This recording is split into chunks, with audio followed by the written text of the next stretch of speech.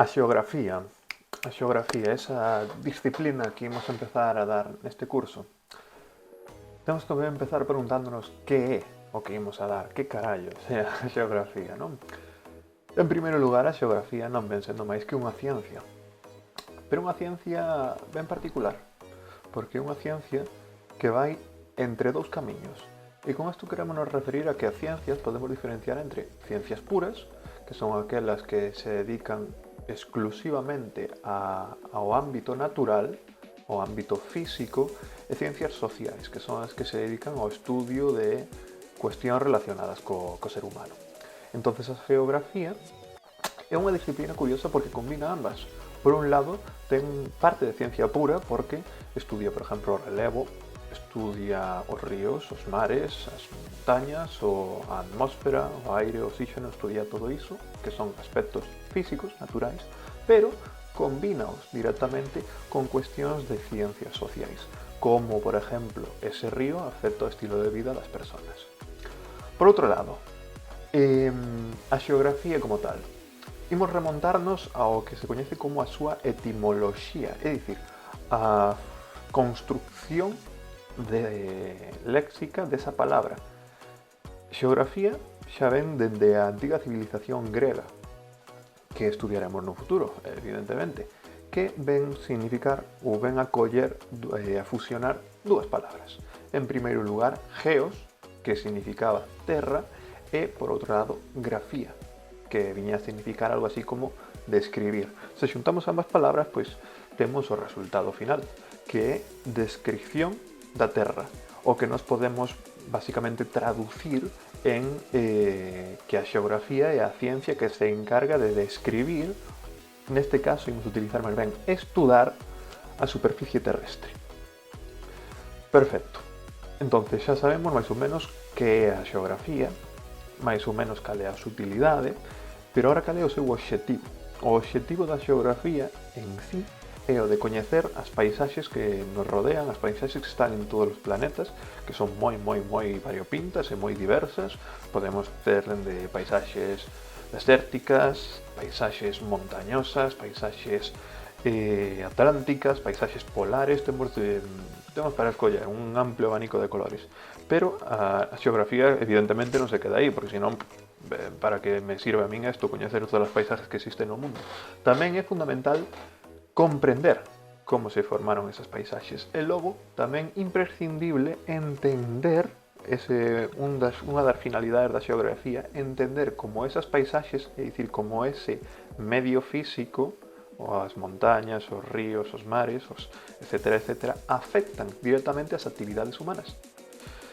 Por exemplo, eu, se quero facer montañismo, pois dificilmente o podo facer nunha chaira, é dicir, nun territorio llano, porque non hai montañas. Non, por a fuerza, sí ou sí ten que haber montaña. Entonces, se eu son un fanático da montaña, do montañismo, pois teño que ter a sorte de vivir en montaña ou, porque sí, por obligación, teño que desplazarme hasta ela. Agora imos a remontarnos xa non a min en persona, sino a unha sociedade en general. Queremos unha sociedade agrícola, que a súa economía se sustente basicamente no cultivo da agricultura. Pois, para conseguir este objetivo, para entender que esa civilización se chegará a crear algún día, temos que tamén comprender cal é o entorno físico no que está entablada. É dicir, para que teña un desarrollo da agricultura, o máis seguro é que teña que ser un territorio llano, fértil, polo tanto húmedo e con agua de abondo para poder regar e que crezcan os seus vegetais, o trigo, o que sexa. Ou outro exemplo, o comercio. Eu ahora mesmo quero unha sociedade moi comercial, que viaxe por todo o mundo o máis rápido posible. En primeiro lugar, ten que estar localizada nun sitio estratégico, é dicir, un sitio normalmente llano, xa. Por qué? Porque é moitísimo máis lento atravesar unha montaña que un camiño recto. E por outro lado, normalmente vai estar ao lado dos mares. Por qué? Porque se eu directamente teño un mar, un océano en fronte miña, podo mandar uns barcos e os barcos móvense moitísimo máis rápido. Entonces estamos vendo tal cual como o relevo físico, os recursos naturais condicionan directamente a actividade humana. Co paso do tempo e a día de hoxe, por exemplo, a tecnología foi mitigando un pouco esta dependencia ou máis ben transformando, porque, por exemplo, se eu quero o que dixen antes, comerciar, pois xa non dependo de ter o mar ao lado, porque coa tecnología, por exemplo, podo collerme un avión e transportar cantas cousas teña, aínda que estea, por exemplo, na montaña. Outro exemplo máis, a agricultura. Eu podo, coa tecnología actual, fertilizantes químicos, invernadoiros e todo o que sexa, pois poñerme a cultivar na montaña. Pero, aínda con todo, pese a ter a día de hoxe moita tecnología, en un futuro seguro que moita máis, a tecnología non deixa tampouco de estar condicionada polo relieve. Por exemplo, eu agora quero abrir unha pista de esquí, non? Que me fai falta? Pois, bueno, a infraestructura, contratar personas para que me fagan todo o necesario para a pista de esquí, monitores, tal, pero hai algo indispensable que é ter neve. E a neve eu non a podo transformar así de nada. É dicir, necesito sí ou sí estar nun clima de frío, nun clima onde abunde, onde sexa frecuente que neve. Ou outro exemplo moi común, tamén relacionado coa tecnología que a día de hoxe está bastante de moda, os paneis solares. Un panel solar, basicamente, o que transforma energía directamente da luz do sol. Pois, evidentemente, falando de España, por exemplo, eu non vou a poñer un panel solar en Asturias, en masa, así, moitísimos paneles solares. Por que? Porque é unha región onde anualmente fai moito menos sol que noutros sitios. Donde o pondrei, por exemplo?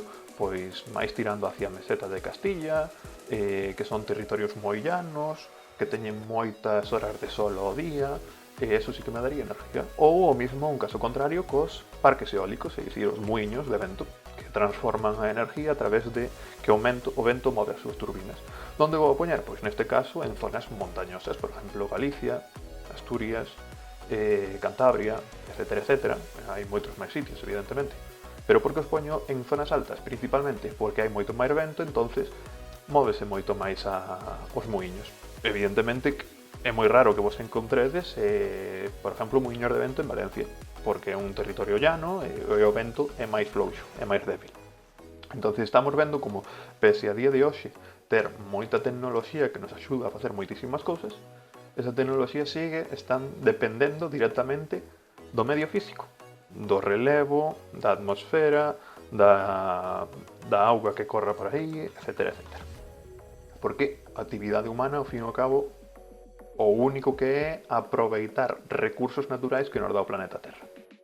A modo de conclusión, para que vos quededes con algo claro, algo simple, algo que podades agarrar e entender así dun soplo, que podemos dicir entonces que o medio físico condiciona por completo o estilo de vida das persoas, as actividades humanas destes. E isto é unha das explicacións polas cales actualmente, e tamén nun pasado, evidentemente, as sociedades, as civilizacións son moi diferentes entre elas. Por qué? Porque cada unha tivose que adaptar a un espacio físico, a un espacio geográfico diferente.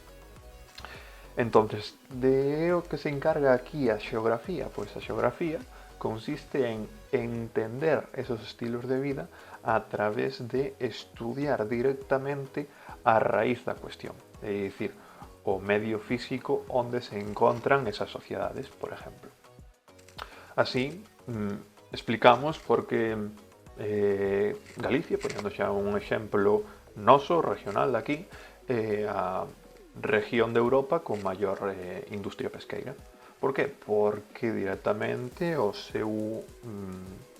a región territorial onde se encontra ten unhas rías, tanto rías baixas como rías altas, que provoca que as súas augas sexan algo máis cálidas, ten maior superficie marítima para pescar, entre outras moitas cousas.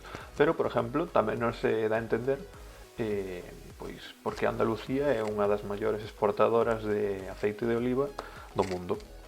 Pois porque xa é un territorio máis seco, a diferencia, por exemplo, de Galicia, entonces o olivo, de onde sale o aceite de aceituna, é unha árbore que necesita, que crece e sai adiante con bastante sequidade, Así que esa é unha das razóns por as que estamos aquí. E logo a maiores a xeografía incluso nos pode dar solucións a certos problemas do entorno que nos podemos encontrar. Por exemplo, eu agora son un habitante del sitio no sé donde, no sé cuántos, e quero ir hacia no sé dondes, é dicir, de punto A a punto B, pero estou completamente rodeado de montañas e de valles, vivo na antigüedade. Non teño nin idea de como chegar ao punto B. A xeografía como me podría axudar? Pois podría contratar ou mesmo investigar eu a alguén para que cartografiara esa zona. Que quere dicir eso? Que faga un mapa da zona. Entonces a min permiten saber os camiños ou simplemente as posicións que máis me benefician para cruzar a montaña e non estar perdido. Se non teño mapa, non podo cruzar a montaña porque podo perderme. Entonces a xeografía, ao fin e ao cabo, é unha disciplina, unha ciencia que tende a solucionar os problemas, a facer a vida das persoas máis fácil, basicamente.